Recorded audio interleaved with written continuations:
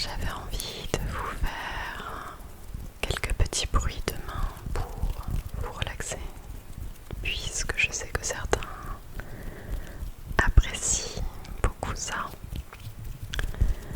Et en même temps, je voulais un petit peu discuter avec vous de la rentrée, de tout ça. Comment s'est passée la rentrée pour vous? J'espère qu'elle n'a pas été trop fatigante, trop stressante. Pour ma part, j'ai du coup fait connaissance avec mes deux nouvelles classes. Mes deux nouvelles classes pour cette année. Euh, j'ai eu un petit peu la malchance de me rendre compte que ma première classe serait avec un effectif de 32 élèves, ce qui est beaucoup, surtout pour une classe de petits et moyens, avec énormément de petites sections. Il y a forcément, à la rentrée du moins, beaucoup de pleurs, beaucoup d'enfants à consoler, à rassurer, et aussi beaucoup de bruit, puisqu'en maternelle, il faut savoir que les élèves sont tout de même très bruyants. En petite section, ils ont uniquement 3 ans.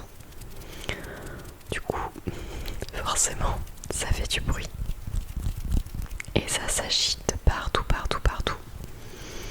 Du coup, j'ai passé les 2 premiers jours dans cette classe qui ont été très fatigants, très prenants. Très sincèrement, il faut reprendre les règles depuis le début, puisque la plupart de ces enfants, malheureusement, n'écoutaient pas trop les règles, se permettaient de toucher à beaucoup de choses dans la classe, donc c'était une grosse cacophonie. Et mine de rien, il y avait pas mal de lacunes aussi au niveau des apprentissages pour certains. Lorsqu'on a pu un petit peu avec ma collègue évaluer leur niveau. Donc ça va demander beaucoup d'organisation, mais je pense que ça peut être une classe agréable lorsque chacun aura pris sa place, lorsque chacun aura compris le principe de l'école, les règles de l'école, et aussi lorsqu'ils auront pris le rythme scolaire, puisque c'est vrai qu'il y avait beaucoup d'enfants qui, par exemple, faisaient la sieste pendant les vacances. Et chez les petites sections, je vous rassure, ils font encore la sieste. Mais par contre, chez les moyennes sections, plus de sieste parce qu'il n'y a pas assez de lits. Au dortoir, il y a eu une inscription de beaucoup d'enfants cette année. Donc trop d'effectifs, pas assez de moyens. Donc les moyens ne font pas de micro-sieste comme ils faisaient l'année dernière. Donc forcément, lorsqu'ils reviennent ensuite l'après-midi en classe, ils sont extrêmement fatigués pour certains. J'ai déjà eu 1 ou 2 enfants qui se sont endormis pendant que je leur lisais une histoire après manger. Donc tant pis, je les ai laissés dormir dans la classe du coup. Mais c'est vrai que c'est difficile autant pour eux que pour moi du coup de suivre des apprentissages réguliers. Il faut vraiment que je m'adapte au rythme de chacun, donc c'est pour ça ils font connaissance avec moi, je fais connaissance avec eux, et petit à petit on va essayer de créer une bonne dynamique de groupe. Et quant à ma seconde classe, j'ai de la chance, j'ai des grandes sections dans ma classe qui sont mêlées à des moyennes sections. Mais du moment que nous avons des grandes sections en maternelle dans notre classe, il est préconisé d'avoir un effectif de 24 élèves maximum.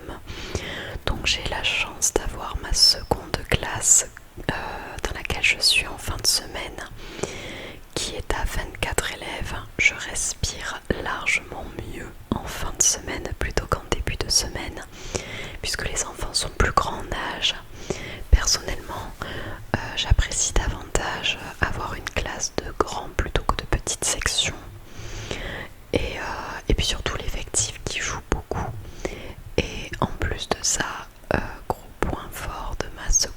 chance, c'est que j'ai récupéré une bonne partie de mes anciens élèves, donc ça c'est rigolo, qui étaient en fait, l'an dernier je faisais les mêmes compléments de temps partiel de mes collègues, mais c'était des élèves que j'avais en début de semaine, donc qui étaient avec l'autre collègue. Maintenant ils ont basculé sur ma classe que j'ai en fin de semaine, donc ils ont conservé la même enseignante en fin de semaine puisque j'y serai, mais par contre ils ont changé vu que ce n'est pas la même collègue que je complète. Ils ont changé de maîtresse pour la première partie de la semaine quoi. En tout cas c'est super sympa de les retrouver parce que eux sont habitués à moi je suis habituée à eux, et donc du coup mes anciennes petites sections sont devenues moyennes sections. Moyenne section c'est bizarre, en tout cas sont devenues en moyenne section, et mes anciens moyens sont devenus des grands, donc je les retrouve en grande section et je trouve qu'ils ont fait énormément de progrès durant l'été. J'ai été vachement étonnée de certains élèves et je les ai vraiment félicités parce qu'il y a beaucoup de compétences qui en fin d'année scolaire dernière n'étaient pas validées par les enfants, et maintenant je les retrouve vraiment grands.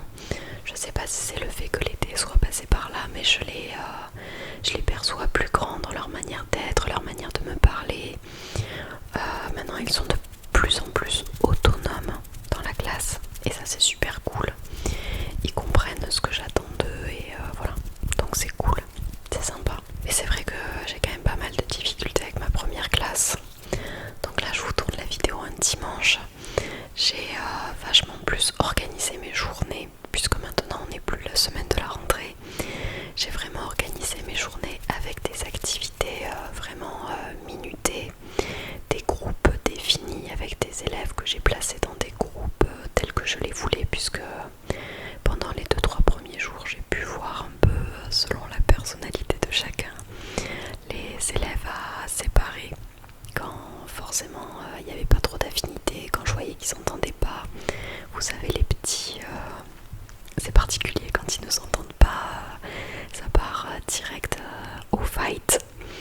Donc j'ai essayé de faire au mieux en créant des groupes de couleurs avec des activités dédiées, aussi des activités adaptées à leur niveau. Donc j'ai remanié, par exemple il y a des petites sections chez qui je vais pouvoir demander pas mal de choses, tandis qu'il y a des moyens pour qui je vais reprendre des choses de base de petites sections et que je vais amener progressivement vers le groupe de moyens qui carbure un peu plus. Donc voilà, je vous dirai peut-être ce qu'il en était. De toute manière, j'ai maintenant l'habitude de savoir que même quand on organise un truc au carré, si ça se trouve demain soir je vais rentrer déboussolée parce que rien n'aura marché. Mais c'est comme ça avec beaucoup d'essais qu'on arrive à trouver la meilleure manière d'enseigner.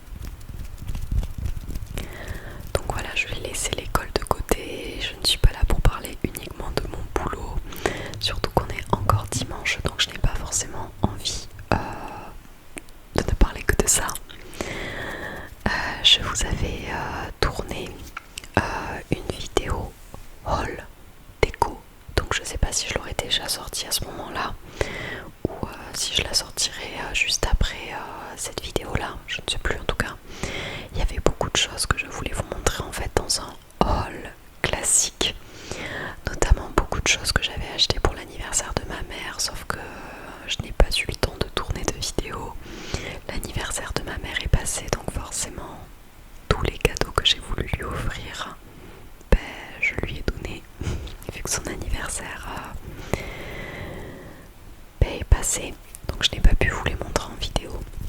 Mais on lui avait acheté des trucs plutôt rigolos, des trucs un petit peu plus classiques selon ce qu'elle aime.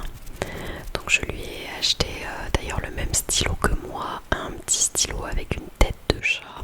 Si je vous sors le haul que je comptais vous sortir avant, vous allez savoir de quoi je parle. Avec ma soeur, nous lui avons aussi offert, alors ça c'est rigolo, une peluche Yoshi. Alors c'est très enfantin, ok, mais ma mère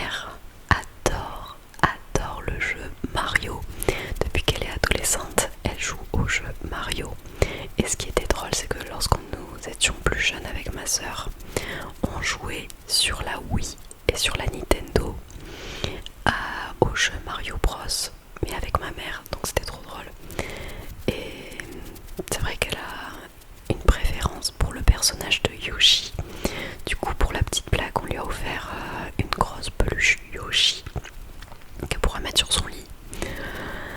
Mais sinon, au-delà de ça, on a offert, moi je lui ai trouvé le gros livre de pâtisserie de Cyril Lignac, parce qu'elle adore faire des gâteaux, elle adore cuisiner. Et il me semble qu'elle avait déjà voulu se l'acheter, ce livre-là. Bon, finalement, elle ne se l'était pas pris. Du coup, j'en ai profité, je suis allée à la FNAC chercher un colis d'un livre pour l'école que j'avais commandé, bref, on s'en fiche. Et je suis tombée sur le livre de pâtisserie de Cyril Lignac. Du coup, je lui ai pris. Et ce qui est rigolo, c'est que même si ce n'était pas au même moment, ma soeur est partie aussi à la FNAC. Heureusement, elle n'a pas pris le même livre que moi. Mais elle lui a pris une bande dessinée. C'est assez rigolo. Ils ont sorti des bandes dessinées qui relataient la biographie de grands artistes. Donc nous lui avons pris la bande dessinée de David Bowie, puisque c'est une grande fan de David Bowie.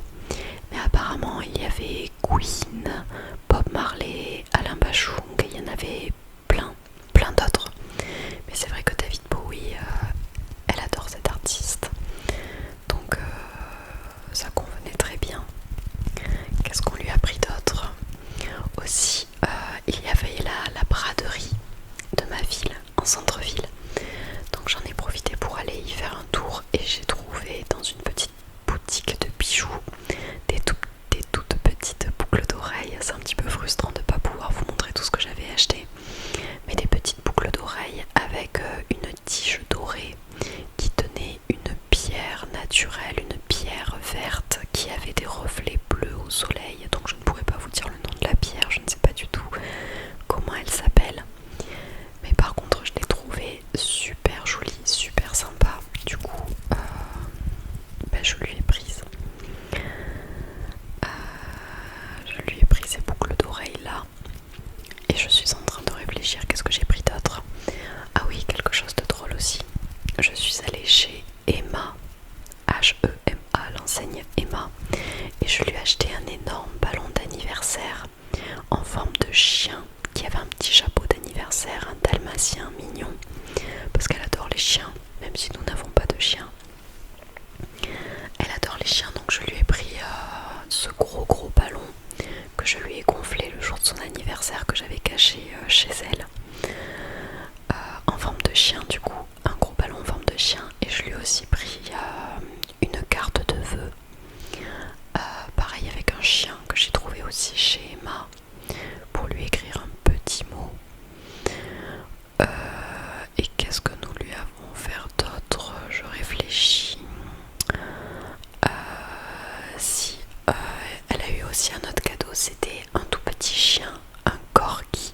Pour ceux qui connaissent, vous savez, c'était les chiens adorés de la reine Elisabeth II.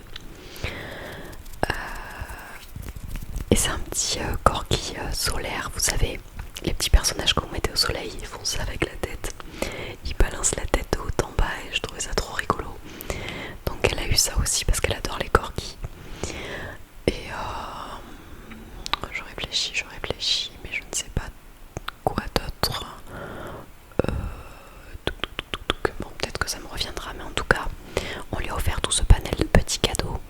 Mais on souhaitait lui faire un gros cadeau, enfin un plus gros cadeau du moins. Pas un cadeau, pas un objet ou un vêtement ou autre, mais plutôt un séjour. On voulait lui offrir en fait un week-end insolite. Vous savez, il y a des maisons d'hôtes, des gîtes et tout ça qui proposent des cabanes dans les arbres, de faire un séjour dans une cabane, dans un arbre avec petit déjeuner inclus, tout ça. Parfois il y a un petit jacuzzi dans la cabane, enfin des trucs un petit peu plus onéreux mais qui restent quand même dans notre tranche de prix. Donc on voulait lui offrir ce séjour là, mais en fait on ne savait pas quelle destination prendre, on ne savait pas quelles étaient ces dates pour lesquelles elle pouvait prendre des